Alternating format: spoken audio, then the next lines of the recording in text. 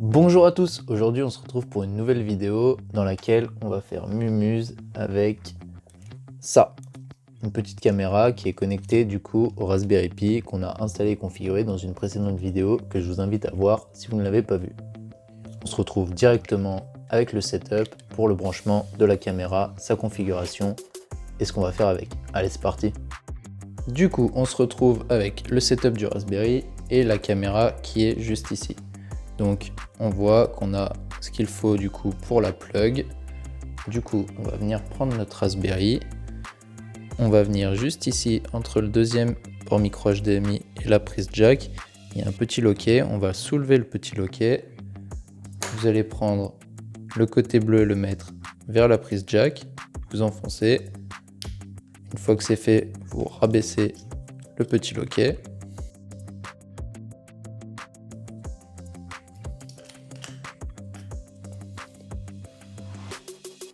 Comme ceci, donc là on peut pas tirer, on va pas essayer de tirer.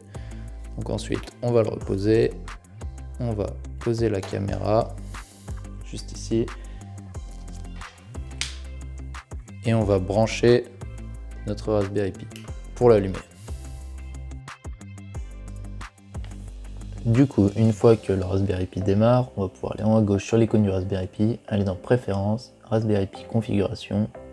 Ici dans Interface, on va aller chercher la caméra, on va l'activer, on va cliquer sur Valider et on va redémarrer comme c'est demandé le Raspberry Pi. Après le redémarrage, du coup, on va taper deux commandes pour être sûr que tout est bien initialisé. Donc sudo apt-get update et sudo apt-get upgrade. Toutes les commandes que je vais taper seront d'ailleurs dans l'ordre dans la description car il y en a qui seront très longues et très compliquées.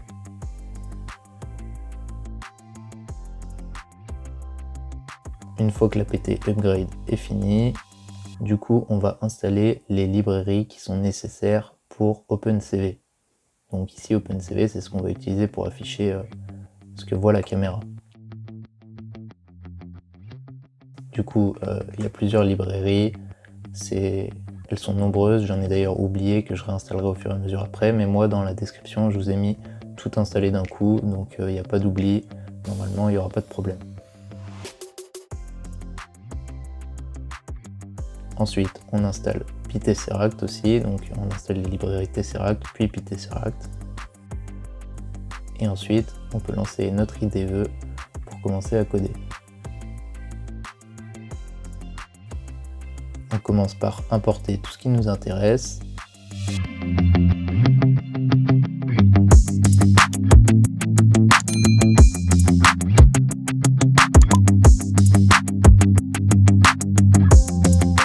Ensuite, on initialise l'objet de la caméra avec une définition de la résolution et la fréquence d'image.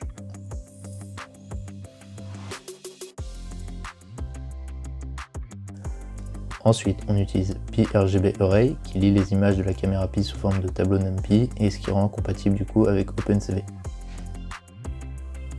Ensuite, nous utilisons la fonction Capture Continuous pour commencer à lire les images du module de la caméra.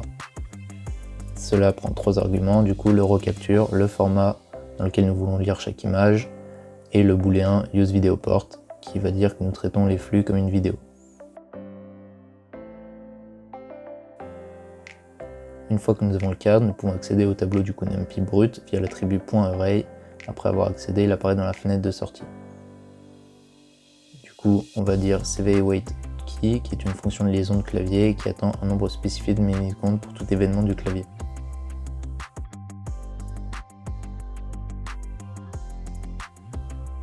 Ensuite, nous effaçons le flux en préparation de la frame suivante en appelant truncate, 0 entre les captures.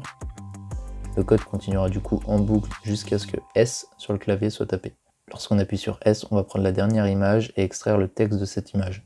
Après l'extraction, le texte sera affiché sur le terminal et le programme s'arrêtera.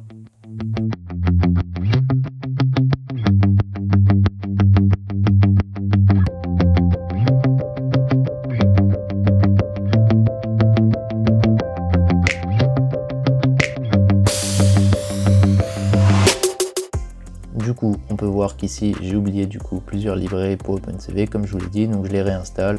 Vous, dans la description, vous suivez vraiment toutes les lignes de commande qu'il y a à mettre dans le terminal et vous n'aurez pas ce problème.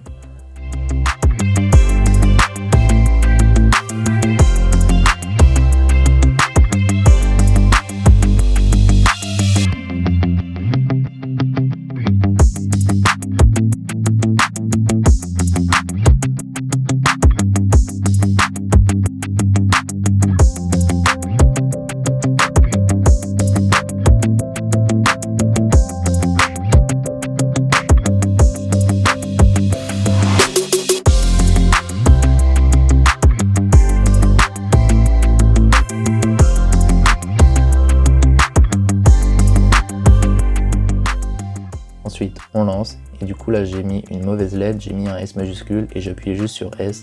Donc forcément ça marche pas, donc je change ça, je mets un S minuscule, j'appuie.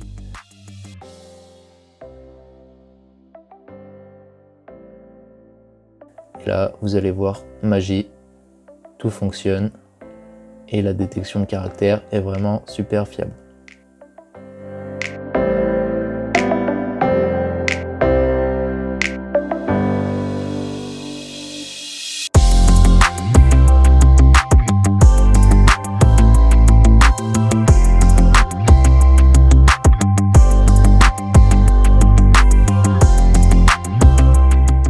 Maintenant qu'on s'est lancé un peu dans la reconnaissance de caractères avec un petit Raspberry Pi, Python et une caméra, dans une prochaine vidéo, on va utiliser ça, on va transformer ce script, l'améliorer pour que les données que la caméra détecte soient renvoyées sur une API, puis qu'on récupère ainsi les données renvoyées sur l'API, qu'on les balance dans une application Flutter pour créer quelque chose d'encore plus fou. Je vous en dis pas plus, mais restez bien connectés. Merci à tous d'avoir regardé la vidéo. Si elle vous a plu, n'hésitez pas à vous abonner et à lâcher un gros pouce bleu pour soutenir la chaîne. Et nous on se dit à la prochaine pour une nouvelle vidéo. Bye!